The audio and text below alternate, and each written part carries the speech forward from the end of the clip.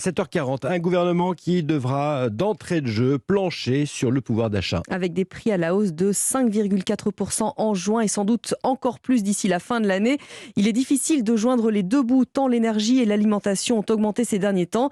Emmanuel Macron veut donc une loi d'ici l'été. Précision Carole Ferry. Ce qui est acté pour le moment, c'est que le bouclier tarifaire sur l'énergie est prolongé jusqu'à la fin de l'année pour le gaz et l'électricité. Pour le reste, tout est en cours de réflexion. Sur les carburants, par exemple, il y aura bien une aide après le 31 juillet, mais qui sera ciblée sur les gros rouleurs. Fini les 15 à 18 centimes de ristourne pour tout le monde. Autre mesure sur la table, la mise en place d'un chèque alimentation. L'idée au départ était de viser les produits sains et cultivés en France. Mais pour aller plus vite, le dispositif sera sans doute moins vertueux. Il prévoit de verser une soixantaine d'euros à 8 millions de Français dès cet été. Le gouvernement s'est également engagé à supprimer la redevance télé dès cette année et à revaloriser le point d'indice des fonctionnaires en juillet. Et puis il reste des points en suspens. Y aura-t-il un gel des loyers, par exemple?